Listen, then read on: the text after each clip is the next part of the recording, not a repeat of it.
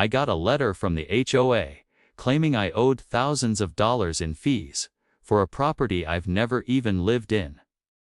At first, I thought it was a mistake, but then the threats started piling up, lawyers calling, notices posted, and suddenly my life felt like it was being torn apart over something that wasn't even mine. How could an organization have so much power over a place I never touched, never rented, never owned? And when I finally stepped into the courtroom, I realized this was about more than money. It was about standing up to a system that thought it could bully anyone, anywhere. But could I really fight back and win? Before any of the chaos began, my life was simple, almost idyllic. I had spent years moving from city to city, chasing opportunities, but when I finally stumbled across a quiet, tree-lined neighborhood with well-kept lawns and friendly neighbors, I felt like I'd finally found a place to breathe. The small, unassuming house I rented, or at least thought I did, was tucked behind flowering dogwoods, with a modest porch that caught the morning sun just right, and a backyard that felt like a hidden retreat from the world. My days were predictable, but comforting: morning coffee on the porch, walks to the corner store where everyone knew your name, evenings spent reading or tinkering in my little garden. The community itself had the kind of rules that felt normal, the sort that made life orderly without ever feeling oppressive, and for a moment, it felt like I could finally settle. Even though I hadn't bought the place myself, that quiet, steady rhythm was about to be shattered. There had been whispers, minor complaints about fees or assessments in the neighborhood newsletter, almost invisible notes in the mailboxes, things that seemed inconsequential, almost bureaucratic. No one really paid attention. But for me, they were the first inkling that something in this seemingly peaceful neighborhood could turn into a nightmare, that the organization claiming to protect the community had the power to disrupt lives. Even mine, despite the fact that I hadn't officially been on their radar at all. Little did I know, what started as a small administrative notice would escalate into a fight that challenged everything I thought I knew about property, fairness, and standing up for myself.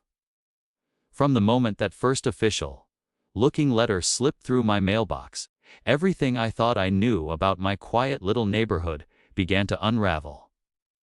The notice was short, bureaucratic, and completely baffling.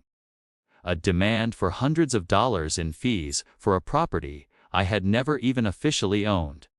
Fines that supposedly accumulated over months. I hadn't even lived there, and vague accusations of violations that made no sense to anyone with half a brain.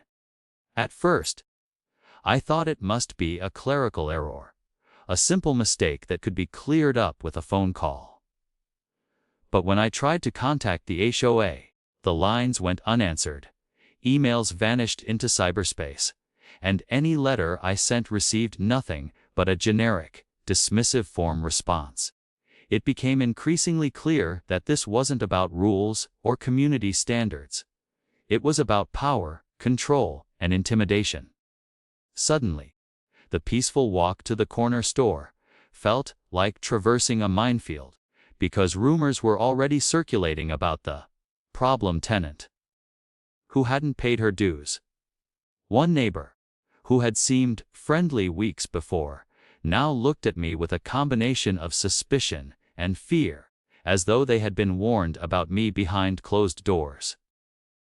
Every week brought a new letter, another phantom fine, another violation that was impossible to verify, and the sense of suffocation tightened like a vice around my life. I started noticing small things in my yard, a stake knocked over that I was certain hadn't been moved. Strange figures lingering near the edge of my property, someone taking photos of my mailbox. It was harassment, pure and simple, and it wasn't subtle. I began documenting everything: photos, notes, timestamps, every interaction, every letter, every suspicious encounter. Still, the HOA's tactics escalated. A certified notice threatening legal action if I didn't pay immediately. Insinuations that I could be taken to court. And even a letter implying that my personal belongings could be seized. I couldn't believe this was happening. I hadn't even purchased the house officially, yet I was being dragged into a war I never asked for. As I dug deeper, I discovered that the HOA was operating in a gray area, exploiting loopholes and bending rules, twisting bureaucracy into a weapon to intimidate residents, and in my case, a total stranger. Each new notice, each new encounter, piled on more anxiety, but also fueled a determination I hadn't known I possessed. I realized I wasn't going to be pushed around, ignored, or bullied into paying for something that was never mine. Every day became a strategic game. Anticipating the next move, preparing for the worst, staying one step ahead while still trying to keep my sanity. There were late-night research sessions, conversations with legal advisors, and frantic phone calls to neighbors who had also experienced the HOA's questionable tactics. Slowly, I pieced together a pattern, a method to the madness, and began crafting my own counter-strategy. Then one morning, I received a particularly aggressive letter claiming that if the fees weren't paid within 48 hours, they would take my rightful property into their own hands. That's when I realized the escalation had reached a dangerous threshold. This was no longer just a bureaucratic headache. It was an all-out assault on my rights, my reputation, and my life as a member of this community. Heart-pounding, I knew I had to act decisively. I began reaching out to former residents, gathering evidence of similar abuses, and even tracking discrepancies in the HOA's own records. Each revelation was more infuriating than the last accounts that didn't exist. Properties claimed as unpaid for years, fees that had been assessed retroactively without notice. With each new discovery, my resolve strengthened. I could feel the tension building like a storm about to break. The community I had admired for its peace and tranquility had a dark undercurrent, a network of power that preyed on the unwary.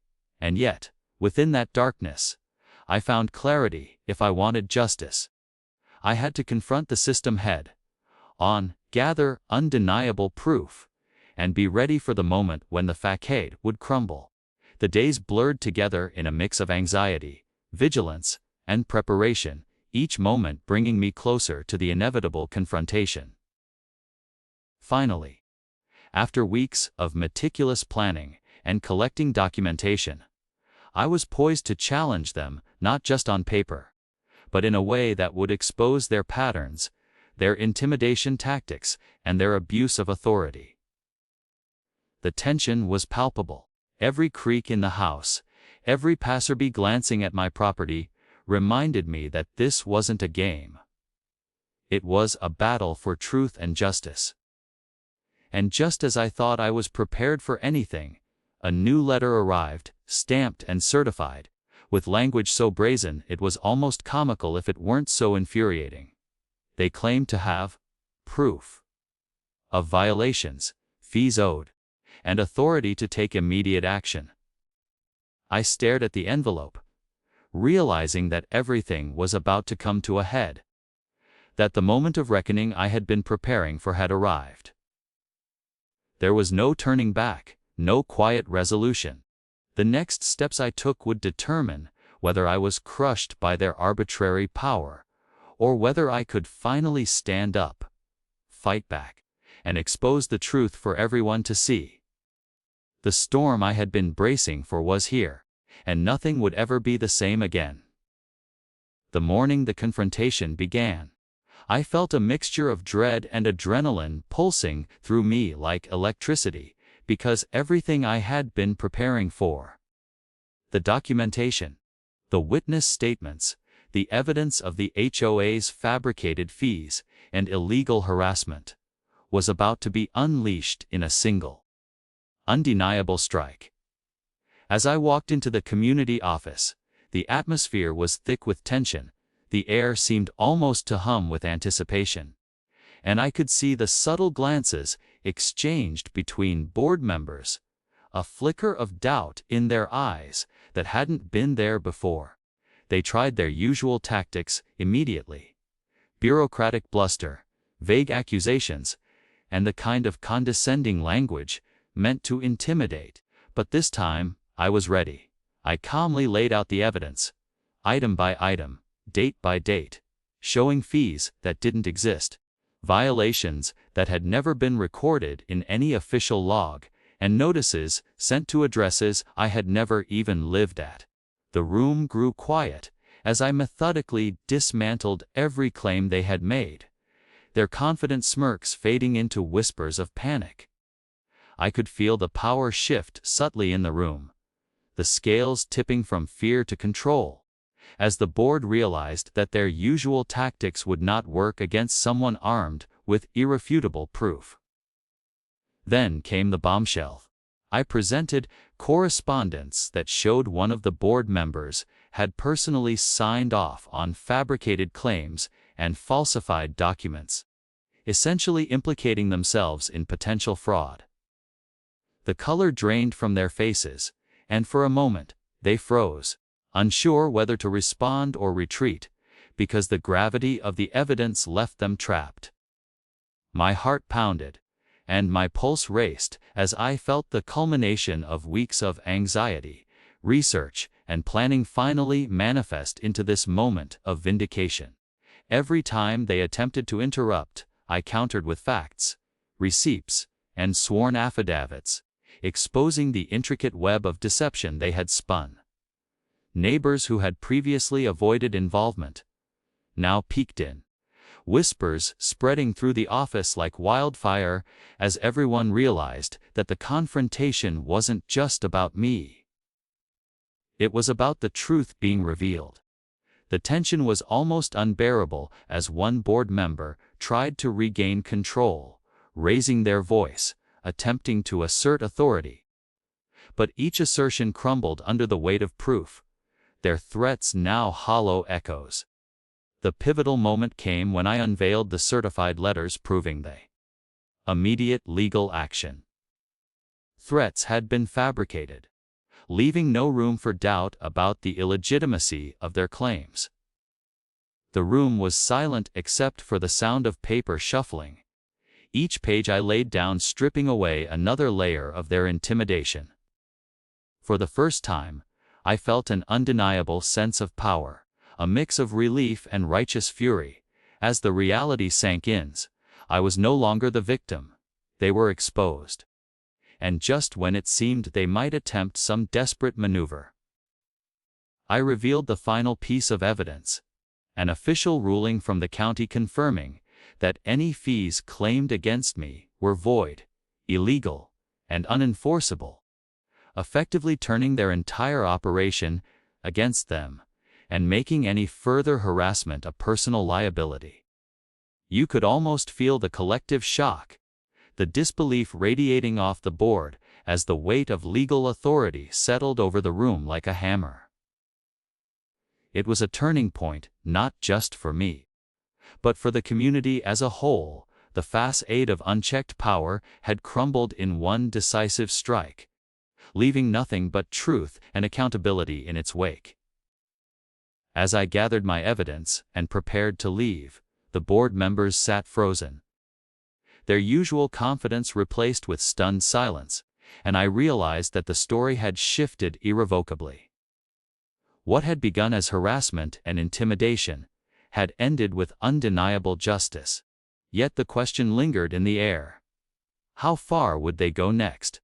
And what would be the fallout once this exposure spread beyond the walls of the office? In the days and weeks that followed the courtroom showdown, the consequences of the HOA's actions, and my decisive exposure of their misconduct, rippled outward in ways that no one could have fully predicted, leaving a mix of vindication, relief, and a deeper understanding of how fragile, unchecked authority can be. The immediate aftermath was electric. As neighbors who had long whispered about petty harassment and unfair fines began to approach me with cautious congratulations, their curiosity finally tempered by the reality that the board's threats were empty, that the system could, in fact, be held accountable when confronted with evidence and perseverance, and I felt a profound sense of responsibility settle over me, not only for myself but for everyone in the community who had silently endured years of bureaucratic bullying and intimidation, wondering if anyone would ever stand up. The HOA, once confident in its ability to manipulate and instill fear, now faced legal scrutiny, with official investigations initiated by the county into their practices, including potential fraud and unauthorized imposition of fees. And the psychological toll on the board was evident. Members, who had once wielded power as a weapon, now hesitated to speak.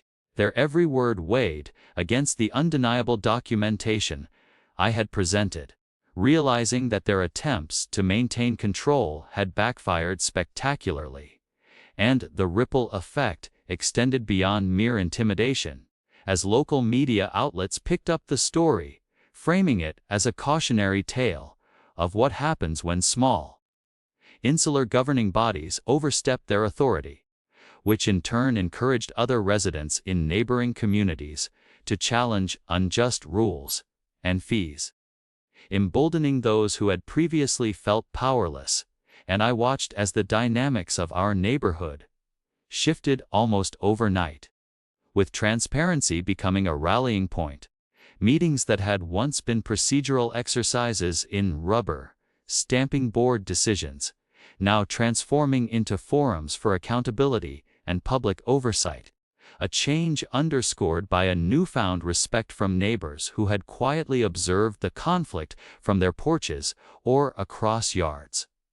Personally, the experience reshaped my perspective on property rights, civic responsibility, and the importance of meticulous preparation in the face of bureaucratic overreach, as I found myself documenting every correspondence, every notice, and every rule with unprecedented care, not out of paranoia, but out of a clear understanding that vigilance is the only defense against abuse, and I became an unofficial advisor to those in the community who feared they might be next, walking them through evidence collection, legal recourse, and the emotional resilience required to face an organization willing to weaponize paperwork against ordinary homeowners. And while the financial relief was significant, invalidated fines, return of wrongful fees, and prevention of future claims, the emotional payoff was immeasurable, a quiet triumph that came not from revenge, but from the restoration of fairness and the empowerment of ordinary residents. Over time, the HOA itself underwent a dramatic restructuring, with board members resigning, new leadership elected, and a complete overhaul of bylaws and fee structures implemented under the watchful eye of legal counsel, creating a model for transparency and accountability that neighbors could finally trust. And as the community began to heal, the lingering fear of arbitrary punishment gradually gave way to collaboration, mutual respect, and a collective sense that power must always be checked, for authority without accountability inevitably becomes tyranny. Reflecting on the ordeal, I realized that the personal stakes, the sleepless nights, the anxiety, the meticulous planning and confrontation, were all part of a larger lesson about courage and preparedness, about the importance of standing firm when wronged, and about the profound difference one determined individual can make in shifting the balance of power and restoring justice. And as I walked through the now peaceful streets of my neighborhood, the weight of the past months pressing lightly on my shoulders, I understood that the ultimate victory was not just in the court rulings or the voided fees, but in the awakening of a community to its own agency, in the knowledge that rules and authority are not invincible, and in the quiet satisfaction of knowing that the truth, once wielded correctly, can dismantle even the most entrenched structures of intimidation. And as neighbors shared stories of how they had begun to question previously unquestioned mandates, how they had felt empowered to attend meetings, voice concerns, and demand accountability, I saw the long-term consequences of what had seemed, in the moment, like a personal battle. A community transformed, vigilance normalized, and a culture of transparency and justice instilled where fear had once reigned, leaving me with a powerful takeaway that resonates beyond our streets, beyond our HOA walls, into any corner where authority is abused. Courage, preparation, and unwavering commitment to the truth can topple even the most formidable of bullies, and while the scars of conflict may remain, the legacy of standing up, of refusing to be silenced, ensures that fairness endures, and that the lessons of one fight can empower countless others to reclaim their rights. Ask the hard questions, and never accept intimidation as the final word, reminding me, and anyone who witnesses this story, that justice is not always immediate, but it is attainable when met with persistence, evidence, and the refusal to yield. And as I close this chapter, the lingering question persists, quietly echoing in the minds of all who were watching: will others continue to let fear dictate their lives, or will they, too, rise and demand the accountability that every community deserves?